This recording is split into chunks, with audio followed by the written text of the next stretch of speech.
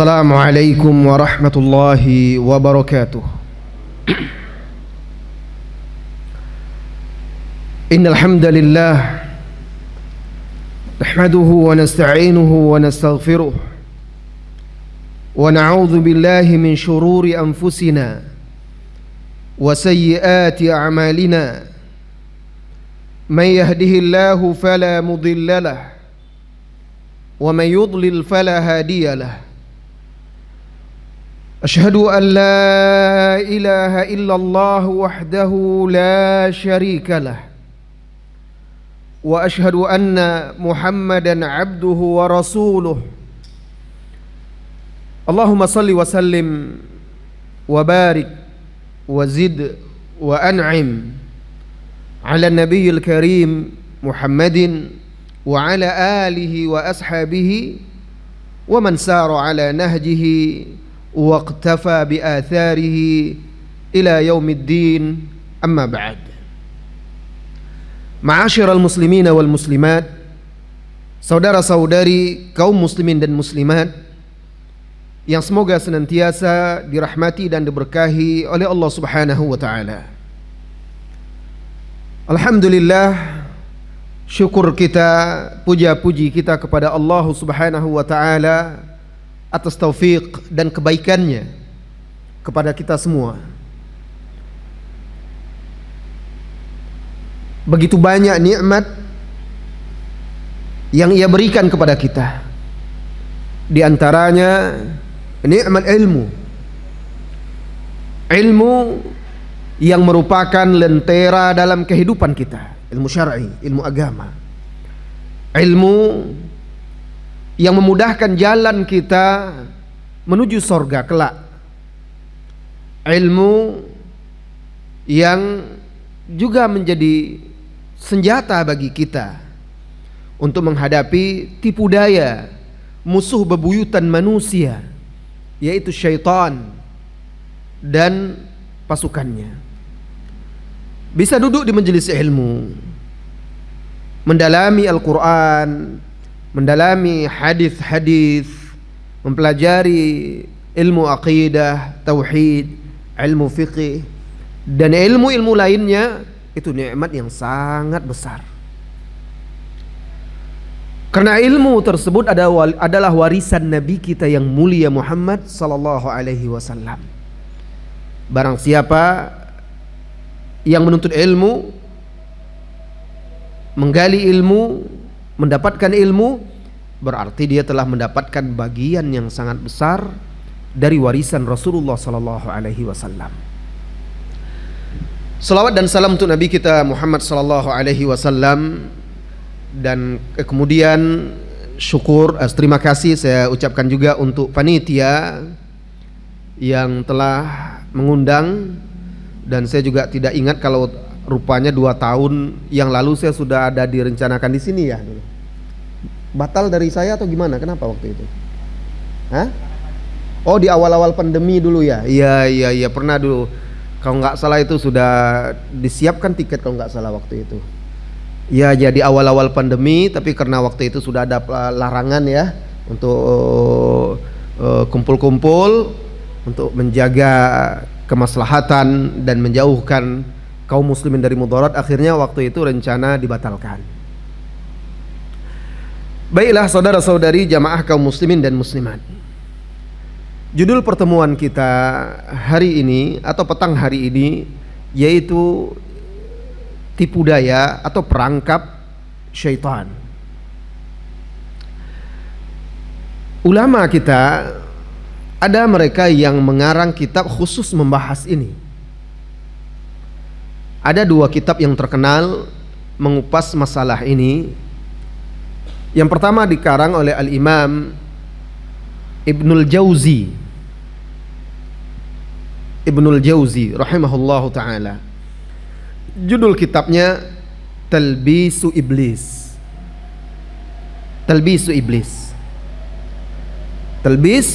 itu seperti syubhat,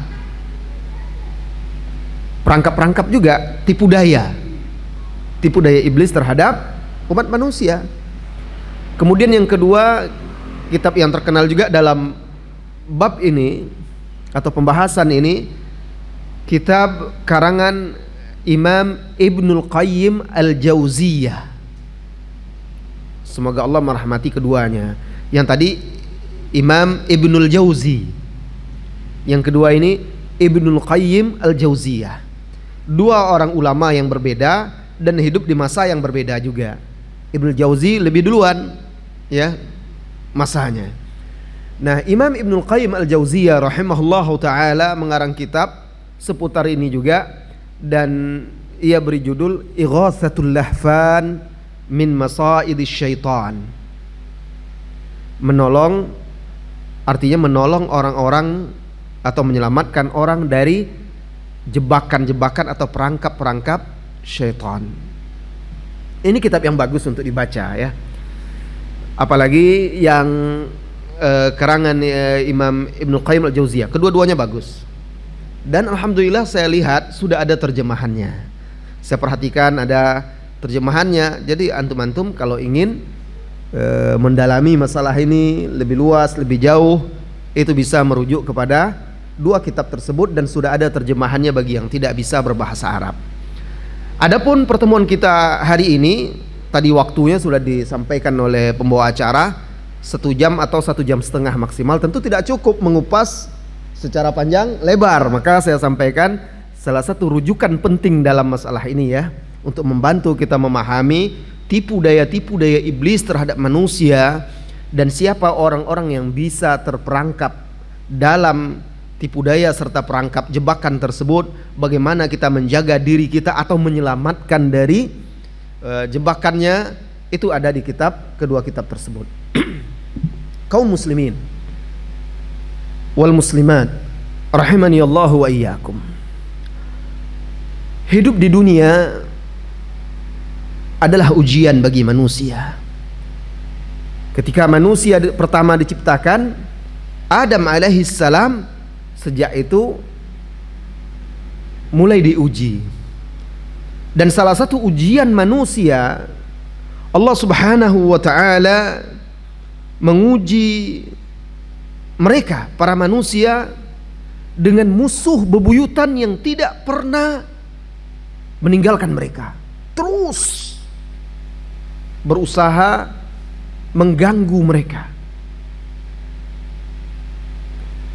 Setiap desah napas, detak jantung dan denyut nadi anak Adam dia ikuti terus.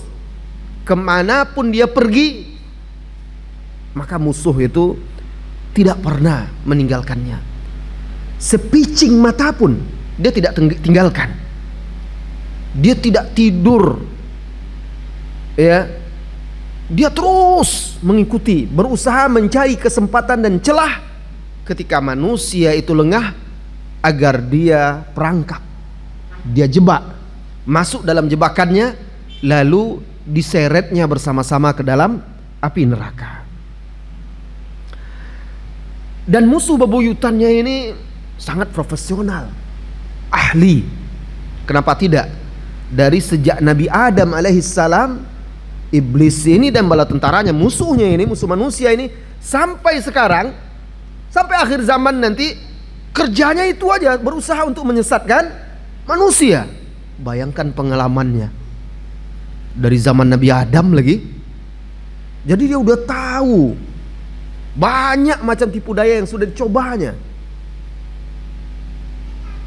Begitu berbahayanya dan mengerikannya musuh-musuh ini, maka Allah subhanahu wa ta'ala mengingatkan kita agar selalu waspada, berhati-hati, dan menjadikannya benar-benar sebagai musuh, bukan sebagai teman. Allah subhanahu wa ta'ala berfirman di dalam surat Fatir ayat 6. Apa kata Allah subhanahu wa ta'ala? Inna syaitana lakum aduwwun fattakhidhuhu aduwa innama yad'u hizbahu liyakunu min ashabis sa'ir. Sesungguhnya syaitan itu adalah musuh bagi kalian, maka jadikanlah dia itu sebagai musuh. Jadikan syaitan itu sebagai musuh. Fattakhidhuhu aduwa. Tidak boleh kita Bagaimana terhadap musuh? Kalau musuh itu benar-benar ada di hadapan kita, selalu mengawasi kita, mengintai kita dan siap membunuh kita, apa yang kita lakukan? Kita akan selalu waspada. Lihat, orang yang takut penjahat atau takut dia misalnya dibegal atau rumahnya dimasuki penjahat, pencuri, perampok, apa yang dia lakukan? Dia akan jaga keamanan rumahnya. Misalnya jendela kalau kurang aman, kaca saja, jendela saja, daun jendela dikasih teralis besi. Pintu juga dikasih teralis besi. Tidak cukup, dikasih tambah double kuncinya, kunci yang di dalam, kunci di luar, di dalam ada lagi tambahannya. Tidak cukup itu. Manusia masih khawatir juga. Mereka tambah kamera CCTV. Karena mereka khawatir musuh mereka yang ditakuti, penjahat, perampok, maling akan masuk menyakiti mereka, bisa dengan mengambil harta atau bahkan nyawa mereka. Tidak cukup itu, sebagian orang menambah lagi security, satpam. Kadang ada yang menggunakan anjing atau apa saja, ada yang macam-macam lah hewan yang tujuannya katanya untuk pengamanan. Namun begitu, karena syaitan, karena pencuri ini, mereka juga ahli, mereka cari, mereka pelajari, mereka ikuti terus. Biasanya pencuri kan begitu. Mereka pantau, mereka tandai rumah ini. Kapan tuannya pergi, punya rumah ini, tuan rumah ini. Kapan dia pulang? Apa saja? Di sana ada CCTV atau tidak? Atau siapa yang menjaga dan segala macam. Kapan rumah itu kosong? Kapan pintu itu tidak dikunci? Bagaimana caranya? Kalau masuk terus keluar bagaimana? Itu dipelajarinya. Baru setelah itu dia melakukan pencurian. Nah, kalau saja kita takut harta kita, nyawa kita dari musuh-musuh kejahatan-kejahatan zahir, ada musuh yang lebih berbahaya daripada itu, yang dia bisa masuk ke rumah yang kita kunci, dilengkapi oleh CCTV, satpam, security berlapis-lapis pun dia bisa masuk. Bahkan dia masuk ke dalam tubuh manusia, mengalir di dalam aliran darahnya. Kalau ada musuh yang seperti itu, maka wajib kita waspada. Oleh karena itu Allah Subhanahu wa taala katakan fattakhidhuhu aduwwa, jadikan dia itu musuh. Kenapa? Innama yad'u hizbahu liyakunu min ashabis sa'ir. Karena sesungguhnya syaitan itu hanya mengajak golongannya, orang-orang yang berhasil dia jebak tentu menjadi golongannya, agar apa? Menjadi penghuni neraka sa'ir yang menyala-nyala. Tapi ada orang hidup di dunia menjadikan syaitan sebagai temannya. Ada orang-orang yang kufur terhadap Allah, kafir terhadap Allah, orang-orang yang melakukan kesyirikan, orang-orang yang selalu saja bergelimang dosa dan maksiat, tidak kunjung bertaubat kepada Allah Subhanahu wa taala. Dia akan berteman dengan syaitan. Ada saja orang-orang bahkan bisa jadi dia sehari-harinya bersama syaitan karena dia tidak menjaga dirinya dari syaitan. Di rumahnya ada syaitan, makan dia syaitan ikut makan, bahkan berhubungan suami istri dia syaitan pun ikut. Kenapa? Karena dia tidak berzikir kepada Allah Subhanahu wa taala. Masuk rumah tidak baca bismillah, keluar rumah tidak berdoa, makan minum tidak baca bismillah, maka syaitan juga ikut makan dan minum. Dia tidak berzikir sehingga syaitan pun bisa menginap di situ. Ketika dia berhubungan suami istri juga tidak berzikir, maka syaitan pun ikut berhubungan bersamanya, hidup dia bersama syaitan. Rumah yang di situ tidak dibacakan ayat-ayat Ar-Rahman, malah di situ dibiasakan nyanyian-nyanyian syaitan, wahyu syaitan, ayat-ayat syaitan, ini malah syaitan yang akan menghuni rumahnya. Ada orang seperti itu, berteman dengan syaitan. Bagaimana dia akan meraih kebahagiaan, mendapatkan ketenangan dan ketentraman, kebahagiaan di dalam kehidupannya. Di dalam surat lain, yaitu di surat Al-A'raf, di ayat 17, Allah Subhanahu wa taala menceritakan syaitan atau iblis ketika dia diusir dari surga, maka dia berjanji kepada Allah. Apa kata dia? Qala fabima aghwaytani la aq'udanna lahum siratakal mustaqim. Ini di ayat 16 di surah Al-A'raf. Iblis berkata, karena engkau wahai Rabbku telah menyesatkan aku, mengusirku dari sorga, la aq'udanna lahum siratakal mustaqim. Aku akan halangi manusia itu, Adam dan anak cucunya, dari jalanmu yang lurus. Wah, dia sudah berjanji kepada Allah akan menghalangi manusia dari jalan yang lurus. Lalu di ayat sesudahnya dia katakan, "Tsumma la'atiyannahum min baini aydihim wa min khalfihim wa an aymanihim wa an syama'ilihim wa la tajidu aktsarahum syakirin." Aku, kata dia dengan keangkuhan dan kesombongannya, akan datang menyesatkan mereka dari depan mereka, dari belakang mereka, dari kanan, dari kiri mereka. Jadi dari segala penjuru kan. Tidak disebut di atas, dia tidak berani. Kenapa? Karena Allah Subhanahu wa taala di atas. Ya, Allah Maha tinggi. Maka dia tidak berani mengatakan itu. Kemudian kata dia, wala tajidu aktsarahum syakirin. Dan engkau tidak akan mendapatkan kebanyakan manusia itu bersyukur kepadamu. Maksudnya kebanyakan mereka nanti akan saya buat kufur, tidak bersyukur kepadamu ya Allah. Itu janji dia. Kapan dia katakan itu? Di zaman Nabi Adam, ketika dia dimurkai oleh Allah Subhanahu wa taala. Iblis ini nggak mau sujud, ya, tidak patuh kepada perintah Allah yang memerintahkan waktu itu malaikat, termasuk iblis yang hidup di dalam sorga, diperintahkan sujud kepada Nabi Adam alaihissalam. Malaikat semuanya sujud kecuali iblis. Ketika ditanya kenapa dia tidak sujud, maka dia berkata dengan sombong, aku lebih baik, ana khairum min, aku lebih baik daripada Adam. Kenapa engkau suruh aku sujud kepada dia ya Allah? Khalaqtani min nari wa khalaqtahu min tin. Aku ini yang kau ciptakan dari api dan dia dari tanah, aku lebih baik, kata dia. Dengan logika dia menganggap unsur api lebih baik daripada unsur tanah. Asal penciptaan Adam tanah, sedangkan dia api.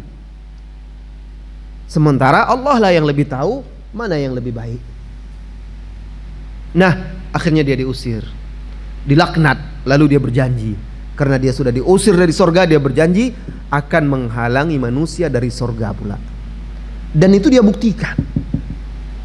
Manusia pertama yang dia keluarkan dari sorga karena sebab dia, gara-gara dia, dan dia buat manusia pertama itu melanggar larangan Allah Subhanahu wa taala, yaitu Nabi Adam alaihissalam. Lalu dengan sebab itu Allah keluarkan dari sorga dan Allah turunkan ke bumi sebagai sebab untuk menguji anak cucunya. Kemudian juga di dalam surat Al-Baqarah ayat 208. Jadi kita perlu mengetahui ayat-ayat ini yang menjadi bukti bahwa syaitan itu musuh bebuyutan yang harus kita waspadai.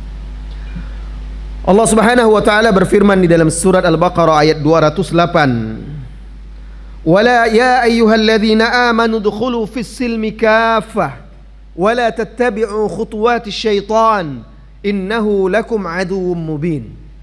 Wahai orang-orang yang beriman, udkhulu fis silmi kaffah, masuklah ke dalam Islam secara menyeluruh. Kaffah, masuklah kalian semuanya ke dalam Islam. Masuklah ke dalam Islam secara sempurna, jangan setengah-setengah.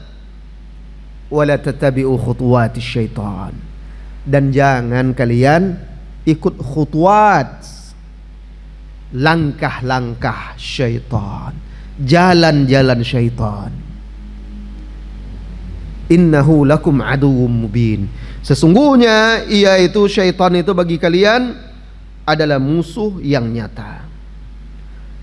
Al-Imam Al-Baghawi menjelaskan di dalam tafsirnya makna ayat ini, ay la tasluku at-turuq allati yad'ukum ilaiha syaitan fa innahu yuridukum mawaridal atab. Jangan kalian ikuti, jangan kalian menempuh jalan-jalan yang syaitan mengajak kalian untuk menempuhnya, yang akhirnya akan mencampakkan kalian dalam kesengsaraan. Cara syaitan mengajak manusia itu banyak. Di antaranya berupa bisikan-bisikan. Bisikan yang ada pada diri kita. Maka terkadang kita merasakan seperti ada yang mengarahkan kita untuk berbuat maksiat. Ya, ada yang mengarahkan kita, membisikkan untuk berbuat dosa, buru-buru, aman. Nggak ada temanmu yang lihat, nggak ada istrimu, nggak ada suamimu, nggak ada orang tuamu, ustadzmu nggak lihat, teman-temanmu nggak lihat. Dia bisikkan, udah lakukan aja, nanti kamu bisa taubat. Allah maha pengampun, kata dia. Dia bisikkan. Tambah lagi hawa nafsu kan, lengkap sudah. Hawa nafsu ammaratun bisu, mengajak kepada keburukan, memerintahkan kepada keburukan, ditambah lagi oleh bisikan-bisikan syaitan, kena benteng keimanan yang lemah di dalam hatinya, habis sudah. Maka dia berdalih, nanti akhirnya, wah, Allah kan maha pengampun, nanti saya bisa istighfar, taubat, atau sudah kan nanti bisa berubah, nanti saya bisa berbuat baik, terhapus kesalahan. Pandai syaitan itu, banyak tipu dia bisikan-bisikan. Allah Subhanahu wa taala jelaskan keburukan bisikan-bisikan syaitan itu seperti di dalam surat An-Nas. Allah Subhanahu wa taala berfirman, "Qul a'udzu birabbin nas." Katakanlah, aku berlindung dengan Rabb manusia. Malikin nas, raja yang menguasai manusia. Ilahin nas, yang diibadati dengan hak oleh manusia. Tuhan atau ma'bud bihaq, yang diibadati dengan hak oleh manusia. Dari apa kita berlindung? Dari apa kita diperintahkan berlindung? Kepada Allah, Rabb kita. Min syarril waswasil khannas, dari keburukan waswas, bisikan-bisikan al-khannas. Al-khannas jin, syaitan. Nama jin, golongan ya, golongan jin atau sifatnya jin dan syaitan. Alladzi yuwaswisu fi sudurin nas. Waswas, dalam bahasa kita kan ada waswas. Waswas itu sesuatu yang terlintas dalam benak atau hati kita, pikiran kita. Ya, ini waswas, ada bisikan-bisikan. Alladzi waswisu fi sudurin nas. Alladzi waswis, yang membisikkan, fi, di dalam sudurin nas, dada manusia. Maka ada ajakan perintah kepada kebaikan, itu malaikat. Ya, malaikat yang mengajak, membawa, membisikkan kebaikan. Ada bisikan dan ajakan kepada keburukan, itu dia bisikan-bisikan syaitan. Minal jinnati wan nas, dari kalangan jin dan manusia. Kaum muslimin dan muslimat yang semoga senantiasa dirahmati dan diberkahi oleh Allah Subhanahu wa taala. Waswas atau bisikan-bisikan syaitan itu pangkal, akar dari segala keburukan. Keburukan dosa, maksiat, bahkan pangkal atau akar dari kekufuran. Karena macam-macam bisikan-bisikan syaitan itu dibuatnya, sehingga akhirnya ada orang yang dia tidak segera berlindung kepada Allah, lemah keimanannya, bisa sampai murtad, kafir, keluar dari agama karena bisikan-bisikan syaitan. Ada yang hanya sampai jatuh dalam maksiat, dosa, tapi ada yang sampai kepada perbuatan-perbuatan kufur. Nah, pernah datang seseorang kepada Rasulullah sallallahu alaihi wasallam dalam hadis Ibnu Abbas yang diriwayatkan oleh Abu Dawud. Datang seseorang kepada Rasulullah sallallahu alaihi wasallam. Lalu dia berkata, "Ya Rasulullah, inna ahadana yajidu fi nafsihi yu'arridu bi syai'in la an yakuna humama ahabbu ilaihi min an yatakallam. Jadi kata dia, wahai Rasulullah sallallahu alaihi wasallam, salah seorang dari kami ada bisikan-bisikan yang membisikkan kepada dia supaya menjauh, menyendiri, lebih baik daripada berbicara, atau diam, lebih baik daripada berbicara. Faqal, maka Nabi sallallahu alaihi wasallam menimpali, Allahu akbar, Allahu akbar, alhamdulillah alladzi radda kaidahu ilal waswasah. Segala puji bagi Allah yang telah menolak tipu daya syaitan itu menjadi sekedar bisikan saja. Karena berawal dari bisikan, kalau sudah menjadi sesuatu yang dipraktekkan, itu dia menjadi dosa. Kadang orang, dia tidak ada niat awalnya, tidak ingin berbuat dosa dan maksiat, sesuatu yang buruk, tapi lalu datang syaitan membisikkan dia, coba lihat ke sana, terlihat yang haram. Nah, jadi mata melihat, ya kan, lalu pikiran mengangan-angankan. Pikiran mengangan-angankan, syaitan itu membisikkan, hawa nafsu juga. Lalu akhirnya tangan, kaki yang akan membuktikannya, apakah dia ikuti atau tidak. Maka kita harus berlindung kepada Allah, jangan sampai pikiran-pikiran buruk tersebut, bisikan-bisikan tersebut akhirnya menjadi kenyataan.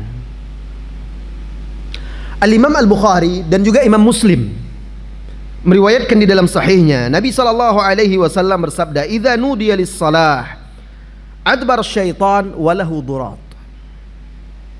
Apabila dikumandangkan azan, syaitan lari terbirit-birit, terkentut-kentut. Jadi kalau ketika seseorang mau sholat, mau udah dekat waktu sholat, syaitan datang, mulai menggoda dia. Saat azan berkumandang, dengar dia, takut dia, dikumandangkan azan, lari dia, kata Rasulullah sallallahu alaihi wasallam. Idza nudiya lis-shalah adbar syaitan walahu durat. Apabila dikumandangkan azan, syaitan lari terkentut-kentut, saking takutnya sampai terkentut-kentut. Nah, hatta la yasma' at-ta'dzin, sehingga dia tidak mendengar azan, tidak mau dia, takut dia, kentut, terkentut-kentut sampai dia tidak mendengar azan. Fa idza qada an-nida aqbal, selesai azan dia datang lagi. Jadi dia, kalau kita kosong dari zikrullah, dia datang lagi. Kalau kita selesai azan, kita masih tetap tidur santai-santai, tidak segera berwudu, tidak segera berzikir, berangkat sholat, syaitan datang sudah. Makanya ada orang azan terdengar juga, subuh misalnya ya, azan terdengar, dia udah bangun, enggak juga dia bergerak untuk sholat. Kenapa? Karena azan selesai, dia masih di tempat tidur, tidak segera berwudu dan berzikir kepada Allah, syaitan datang lagi. Nah, apabila azan habis, selesai, kata Rasulullah sallallahu alaihi wasallam, aqbal, maka dia pun datang, hatta idza thuwiba bis-shalah adbar. Lalu ketika dikumandangkan iqamah, dia lari lagi. Dia takut sama azan. Ya. Karena di situ dikumandangkan tauhid, dikumandangkan nama-nama Allah. Syaitan takut, lari dia. Hatta idza qudiyat tathwib, apabila telah selesai tathwib, iqamah, aqbal, datang lagi dia untuk menggoda orang yang sholat tadi. Hatta yakhtira bainal mar'i wa nafsih, yaqul adhkuru kadza lima lam yakun yadhkur hatta yadhillu ar-rajulu la yadri kam shalla. Datang dia lagi, lalu dia ingatkanlah pada seseorang yang sholat itu perkara-perkara yang sebelumnya dia tidak ingat, yang sudah dia lupakan. Dia sholat, teringat dia, oh begini, oh begitu. Sengaja didatangkan, dibisik-bisikkan oleh syaitan, ditampilkan lagi. Apa kata Rasulullah SAW? Datang dia ingatkan sesuatu yang sebelumnya orang ini nggak ingat, sehingga dia terus menghayal, terus berpikir, terus mengingat, sampai-sampai dia tidak tahu berapa rakaat dia sholat. Musibah. Ya, antum pasti ngalami lah itu ya. Banyak manusia ngalami. Kadang dia sedang sholat, dia ngitung juga berapa keuntungan tadi ya. Menghitung uang. Jadi datang seseorang kepada kami, curhat dia, Ustaz, ana kalau sholat atau saya kalau sholat kenapa tidak pernah khusyuk? Memangnya Bapak kalau sholat apa yang Bapak pikir? Ya itu barang-barang dagangan saya. Kadang paku, dia punya toko bangunan, usaha toko bangunan, pasir teringat. Pasir udah dipesan belum, paku berapa inci lagi, apa segala macam ya ukurannya. Bapak sholat di mana? Biasanya saya sholat di toko, Ustaz. Ya iya, itulah dia sholat di toko. Sholat di toko, dengar juga dia cemas juga, ini anak buah saya ini curang ini mungkin, atau begini atau begitu. Kapan dia mau khusyuk? Syaitan berusaha. Jadi ada dikisahkan, Allahu a'lam, kisah itu sahih atau tidak ya. Dinisbatkan kisah itu kepada Imam Abu Hanifah. Nah, ini kan bukan hadis, hanya kisah ulama ya. Kisah ulama, bukan hadis. Jadi ini untuk istishhad lah, yang berkaitan dengan ini. Saya pernah baca waktu itu. Ada seorang wanita datang mengadu kepada Imam Abu Hanifah. Dia lupa kantong uangnya di mana dia letakkan. Dia bingung ini. Ibu-ibu mau belanja gimana dia nih? Uang lupa dia di mana lah dompet. Kalau dulu kan bukan dompet, pakai kantong ya. Di mana lah tempat menyimpan dirhamnya ini? Uangnya ini. Dinasehati oleh Imam Abu Hanifah, pulanglah engkau, berwudu, lalu sholatlah. Heran dia, kok disuruh sholat? Pulang dia, sholat dia. Sholat sunat lah 2 rakaat, kan sudah wudu kan sholat. Ketika sholat itu dia ingat, oh, rupanya di situ saya letakkan, lupa saya. Segera dia selesaikan sholat, dia lihat memang dapat uang itu. Lalu dia pergi lagi ke Imam Abu Hanifah, diceritakan, wahai Imam, saya sudah dapatkan uang saya. Gimana engkau dapatkan tadi? Waktu saya sholat saya teringat, di mana uangnya? Apa kata Imam Abu Hanifah? Begitulah syaitan tidak membiarkanmu untuk sholat dengan khusyuk, pasti dia akan ingatkan. Begitulah upaya dia menyesatkan manusia. Jadi dia datangkan, apa kata Rasulullah SAW tadi? Setelah qomat itu datang, dia membisikkan, dan dia terus membisikkan antara seseorang itu bainal mar'i wa nafsih, dan jiwa dia terus teringat. Apalagi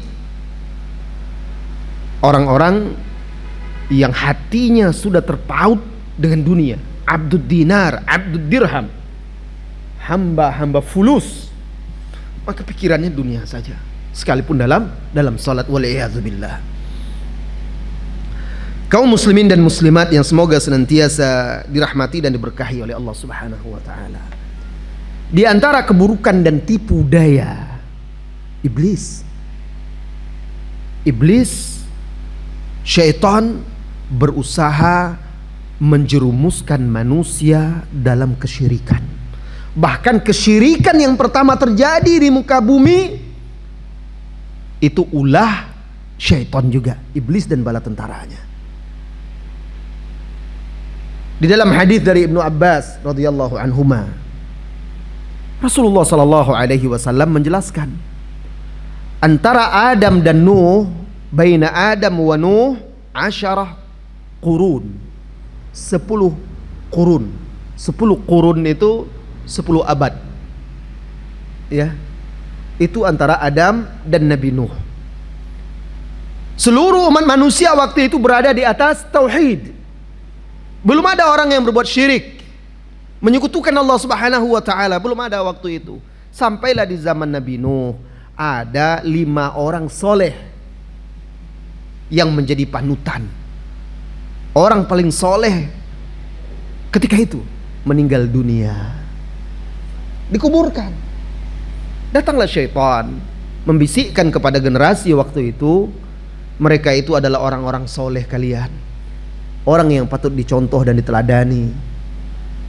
Alangkah baiknya kalau kalian lukis atau buat patung mereka, sehingga kalian bisa mengingat kebaikannya, menjadikannya sebagai contoh dan suri tauladan.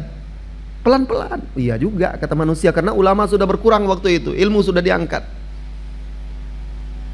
Mereka buatlah lukisannya atau patungnya, belum mereka sembah, belum mereka ibadati. Lalu habis generasi itu, datang generasi berikutnya yang juga tidak paham kenapa ada patung ini, apa tujuannya dulu dan segala macam. Syaitan datang lagi membisikkan, ya dahulu orang tua kalian, kakek kalian, pendahulu-pendahulu kalian, mereka mendekatkan diri kepada Allah di dekat patung orang-orang soleh ini, pendahulu-pendahulu, ulama-ulama kalian ini, karena mereka orang soleh.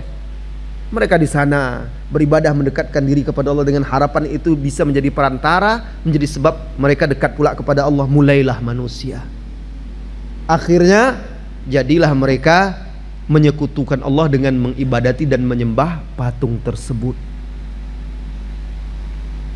Ini perangkap iblis, ya, perangkap syaitan. Kemudian di antara tipu daya, perangkap, jebakan dan keburukan syaitan, bahwa syaitan berusaha merusak di antara orang-orang yang beriman, merusak persatuan, merusak ukhuwah, menjadikan orang-orang yang beriman itu saling bertikai dan bermusuhan. Lihat syaitan bagaimana mereka menjadikan Nabi Yusuf dan saudara-saudaranya terpecah belah.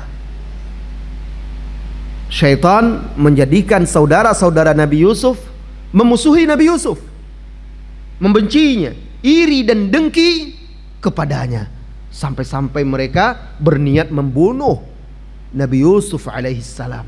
Tapi akhirnya tidak mereka bunuh, mereka buang di dalam sumur. Lalu mereka berpura-pura Nabi Yusuf itu diterkam serigala. Mereka buatlah karangan cerita kepada orang tua mereka. Allah Subhanahu wa taala berfirman di dalam surat Yusuf, mengingatkan atau menyebutkan pengakuan Nabi Yusuf atas nikmat yang diberikan kepadanya. Apa kata dia? Kata Allah, wa rafa'a abawaihi 'alal arsy wa kharru lahu sujjada. Dan Nabi Yusuf menaikkan kedua orang tuanya ke atas singgasana. Lalu mereka semuanya tersungkur sujud kepadanya. Di zaman itu dalam syariat mereka boleh sujud kepada manusia, kepada orang tua. Kalau dalam syariat Nabi kita Muhammad sallallahu alaihi wasallam tidak boleh sujud kepada manusia sekalipun kepada orang tua. Wa qala ya abati hadza ta'wilu ru'yaya min qabl. Lalu Nabi Yusuf berkata kepada Nabi Yakub ayahnya, wahai ayahanda, inilah dia ta'wil atau tafsir dari mimpiku yang sebelumnya. Qad ja'alaha rabbi haqqa, telah Allah jadikan sebuah kenyataan. Wa qad ahsana bi id akhrajani minas sijn, dan Allah telah memperlakukanku dengan baik ketika Allah mengeluarkanku dari penjara. Wa ja'a bikum minal badwi min ba'di an nadagha syaitan baini wa baina ikhwati, dan juga Allah telah memperlakukanku dengan baik setelah dia mendatangkan kalian semuanya, mendatangkan kalian wahai ayahku dan saudara-saudaraku minal badwi, dari kampung sampai ke kota. Waktu itu dia sudah menjadi pemimpin di situ, ya, ditunjuk memiliki jabatan untuk mengurus perekonomian dan keuangan di Mesir. Didatangkannya lah orang tuanya dan saudara-saudaranya yang dahulu memusuhinya. Lalu apa kata dia? Min ba'di an nazagha syaitanu baini wa baina ikhwati, setelah syaitan berhasil memisahkan antara aku dan saudara-saudaraku. Jadi kata Yusuf alaihissalam, Yusuf mengakui bahwa syaitanlah yang membuat dia terpisah dari saudara-saudaranya, yang membuat saudara-saudaranya memusuhi dia. Inna rabbi latifun lima yasha innahu huwal alimul hakim. Sesungguhnya Rabbku maha halus terhadap apa saja yang dikehendakinya, dan sesungguhnya dia maha mengetahui lagi maha bijaksana. Jadi berdasarkan ayat ini, salah satu tipu daya dan keburukan yang dilakukan oleh syaitan terhadap manusia yaitu memecah belah di antara orang-orang yang beriman, menjadikan mereka saling bermusuhan. Kalau saja Nabi Yusuf dan saudaranya, Nabi Yusuf anaknya Nabi, bapaknya Nabi Yakub, syaitan bisa menipu daya saudara-saudaranya sehingga memusuhinya, iri hati dan dengki. Bagaimana dengan manusia biasa? Oleh karena itu, kalau kita renungi ketika kita ada permasalahan, pertengkaran, pertikaian dengan sebagian saudara-saudari kita sesama orang-orang yang beriman, kita lihat banyak permasalahannya, permasalahan duniawi. Banyak. Lalu syaitan masuk di situ. Untuk apa? Untuk menjadikan itu sebagai sebab permusuhan, sehingga bisa bermusuhan antara dua saudara kandung, apalagi yang tidak punya hubungan darah. Imam Muslim meriwayatkan di dalam sahihnya dari hadis Jabir radhiyallahu anhu, Nabi sallallahu alaihi wasallam bersabda, "Inna syaitan qad ayisa an ya'budahu al-musalluna fi jaziratil Arabi." Syaitan telah putus asa. Syaitan itu telah putus asa untuk menyesatkan manusia, orang-orang yang sholat di Arab, agar sholat menyembah syaitan. Tidak berhasil dia, putus asa dia. Walakin fit takhrish bainahum, tetapi syaitan tidak pernah putus asa untuk melakukan takhrish di antara kalian, mengadu domba. Takhrish itu mengadu domba. Itu adu domba, ini tisu ada. Jadi itu dia adu domba.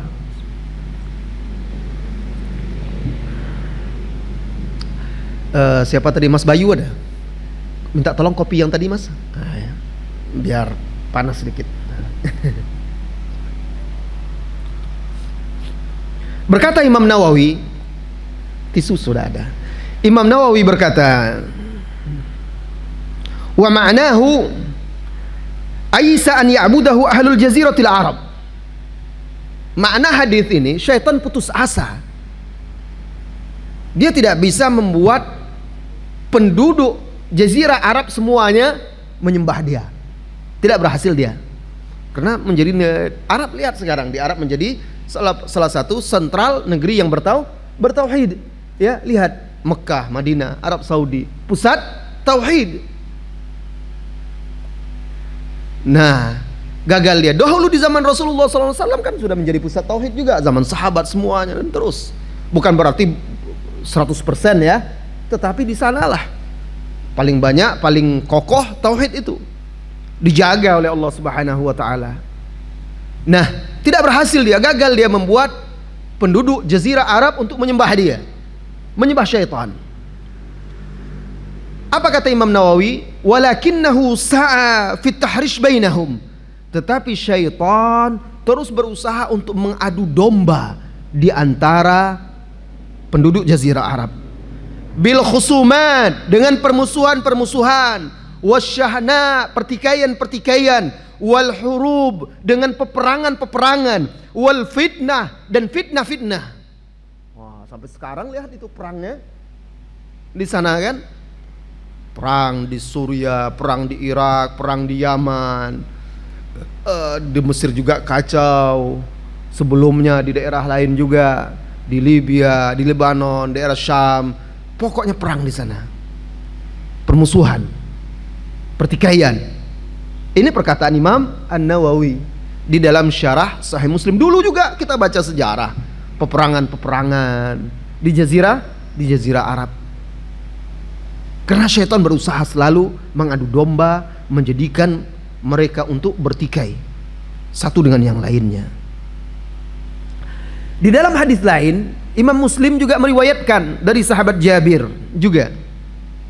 Nabi sallallahu alaihi wasallam menjelaskan, "Inna iblis yada'u arsyahu 'alal ma'." Sesungguhnya iblis Rajanya syaitan, bapaknya. Jadi syaitan-syaitan itu keturunan iblis lagi ya. Dan dia salah satu makhluk yang Allah tangguhkan ajalnya. Dia sudah hidup sejak zaman Nabi Adam sampai sekarang jadi raja iblis. Iblis meletakkan singgasananya di air. Kata para ulama, air di sini maksud di lautan, di samudra. Jadi di lautan itu banyak syaitannya, banyak iblis ya. Banyak syaitan, iblisnya satu ya. Nah, dia duduk di singgasananya itu. Tsumma yab'atsu sarayahu. Kemudian dia mengutus mata-mata, pasukan-pasukan ke berbagai penjuru dunia untuk menyesatkan manusia. Lalu balik lapor lagi kepada iblis, kami sudah begini, kami sudah begini, kami sudah begini. Dia laporkan apa keberhasilannya. Fa'adnahum minhu manzilatan a'zamahum fitnah. Yang paling besar, yang paling tinggi kedudukan pasukan iblis itu di sisinya adalah yang paling besar fitnahnya di tengah manusia. Yang paling berhasil menimbulkan fitnah di tengah manusia, paling tinggi kedudukannya di sisi iblis. Yaji'u ahaduhum yaqul, datang salah satu atau salah seorang pasukan iblis, salah seorang dari syaitan datang lapor kepada iblis, fa'altu kadza wa kadza, fayaqul ma sana'ta syai'an. Dia berhasil, wahai tuanku, kata dia, aku telah berhasil begini. Ma sana'ta syai'an, engkau belum berhasil buat yang mantap. Ini biasa, tidak menakjubkan, bukan sesuatu yang luar biasa, kata dia. Kata Nabi SAW, summa yaji'u ahaduhum fayaqul. Lalu datanglah seseorang, salah seorang pasukan iblis, lapor kepada rajanya. Hai iblis, kata dia, ma taraktuhu hatta farraqtu bainahu wa baina imra'atihi. Hai iblis, aku tidak tinggalkan laki-laki itu sampai aku berhasil memisahkan dia, antara dia dan istrinya. Wah, apa kata iblis itu? Naam anta, hebat. Ya, kamu hebat. Kamu yang paling hebat. Kenapa? Karena dia berhasil memecah belah, merusak, mencerai-beraikan rumah tangga itu. Akhirnya berpisahlah suami itu, bercerai. Ternyata itu tidak lepas dari ulahnya syaitan. Dan ternyata itu yang paling tinggi kedudukannya di sisi iblis. Anak buahnya yang paling dipujinya, yang berhasil memecah belah rumah tangga kaum mukminin. Hati-hati wahai para bapak dan ibu. Ya, ketika kalian bertengkar, ada permasalahan, maka ingat ini. Jangan sampai itu menjadi jebakan iblis, perangkap syaitan. Ketika suamimu sudah mulai marah, sudah keras dia, ingat cepat, jangan sampai ini bahaya. Jangan bantu syaitan memecah belah rumah tanggamu. Maka engkau harus bersabar dan lapang dada. Diam, jangan berdebat, jangan ladeni kerasnya suami itu. Begitu juga suami ketika melihat istrinya suaranya sudah tinggi dan keras dan belum bisa diingatkan, tenang dulu, sabar. Tenang dulu, tunggu istri itu reda. Jangan, kalau sudah diladeni saling bertengkar, sudah ketika itu biasa sudah terlontar lah, sudahlah, kamu ini memang tidak bisa diatur. Sudah, kamu pulang sana ke rumah orang tuamu. Senang udah.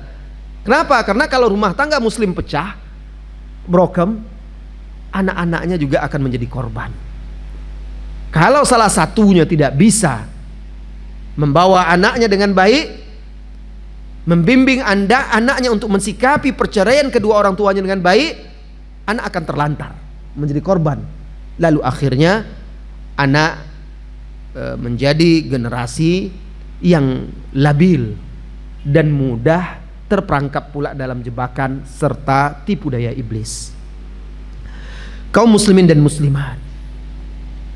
Iblis juga membisikkan kepada manusia untuk bersikap hulu, berlebihan.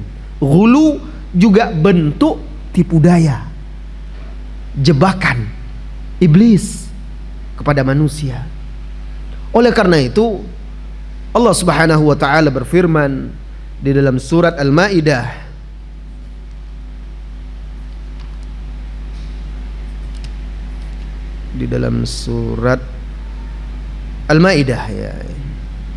ya ayyuhalladzina amanu la taghlu.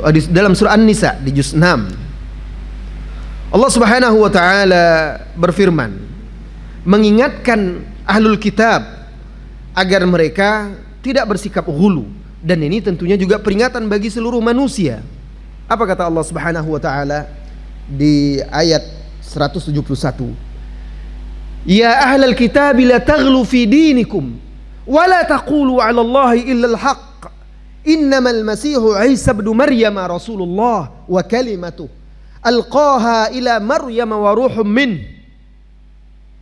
Fa'aminu billahi wa rasulih wa rusulih wa la taqulu thalatha intahu khairan lakum innamallahu ilahu wahid subhanahu ay yakuna lahu walad ma fis samawati wa ma fil ard wa kafa billahi wakila.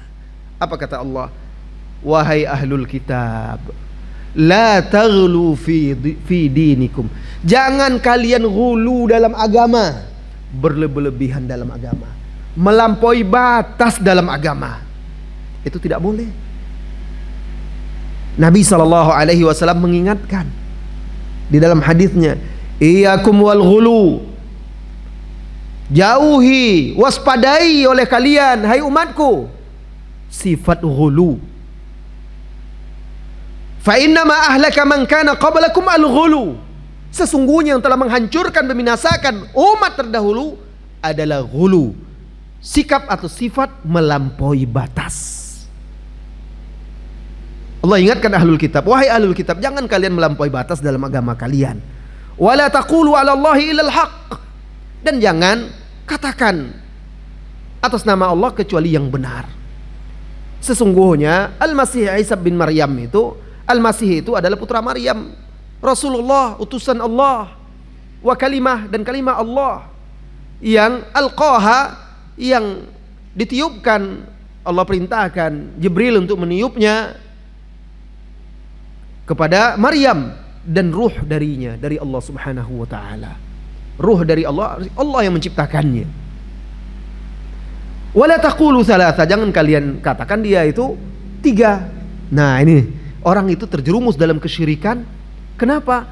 Karena orang tersebut melampaui batas dan berlebihan dalam memuliakan, mengagungkan, memuji dan menyanjung Nabi Isa.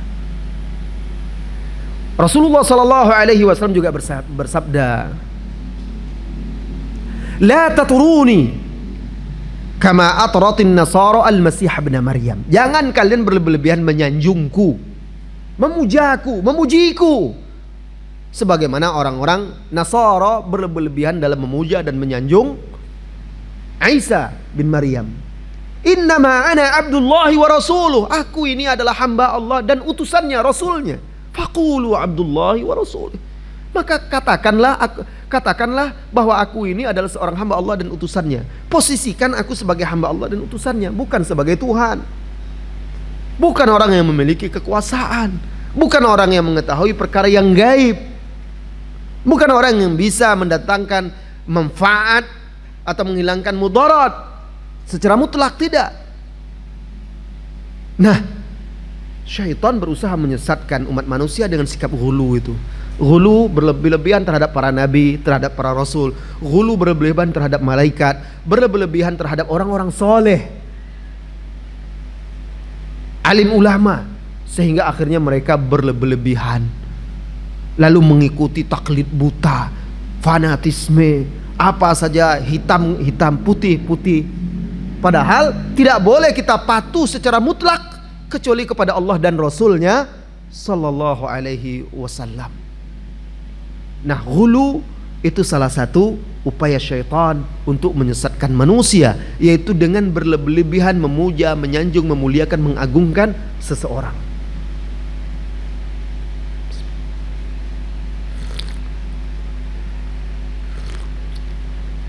Kaum muslimin dan muslimat, di antara tipu daya dan jebakan iblis serta perangkap syaitan yang disebutkan oleh Imam Ibnu Qayyim Al-Jauziyah, yaitu fitnah pandangan atau pemandangan yang haram. Apa maksudnya? Memandang rupa wanita atau anak-anak remaja. Nah, jadi anak remaja di sini disebut dalam istilah para ulama dahulu amrod. Amrod ini apa? Anak-anak remaja laki-laki yang belum tumbuh kumis dan jenggotnya. Itu dijadikan syaitan sebagai fitnah bagi manusia, sehingga terjerumus sebagian manusia kepada dosa dan maksiat besar, yaitu homo. Makanya dahulu tidak boleh orang-orang dewasa bergaul dekat, rapat, laki-laki dewasa, itu tercela. Para ulama sudah membuat bahasan itu. Tidak boleh orang-orang dewasa yang tidak ada hubungan, bukan mahram, bukan keluarganya, kerabatnya, lalu bergaul terlalu dekat dan rapat dengan anak-anak remaja yang masih baru tumbuh, itu belum punya kumis apa dan segala macam, karena ditakuti terjadi fitnah. Bukan hanya wanita, apalagi wanita juga. Itu sudah dibahas oleh para ulama kita. Bahkan diingatkan supaya tokoh-tokoh agama, juga orang-orang yang disibukkan dengan ilmu, itu agar menjauh dari hal-hal tersebut, dekat-dekat dengan anak-anak remaja yang masih tanggung, karena akan menjadi fitnah nanti. Nah, ternyata di zaman sekarang lihat ya, fitnah hubungan sejenis, homo, LGBT itu merajalela penyakitnya, khususnya di kalangan anakmu muda dan remaja. Itu sangat mengkhawatirkan sekali. Makanya itu salah satu perangkap iblis untuk menyesatkan manusia. Syaitan ditampilkannya seolah itu tuh sesuatu yang bagus dan segala macam. Termasuk juga di situ melihat yang haram itu wanita, ya. Nah, ini salah satu fitnah syaitan juga, melihat wanita. Dan termasuk salah satunya di zaman sekarang itu bahaya-bahaya yang mengintai, menyambar keimanan seseorang, bahaya aurat-aurat wanita yang ada di media-media, baik media televisi, media audiovisual, media visual ya, atau di media sosial, di dunia maya, di internet. Nah, ini fitnahnya mengerikan sekali. Syaitan berusaha menjadikan wanita ini sebagai sumber fitnah bagi kaum laki-laki, karena tidak ada fitnah yang lebih berat dan lebih besar, lebih berbahaya bagi kaum pria, kata Nabi SAW sepeninggal beliau, daripada fitnah wanita.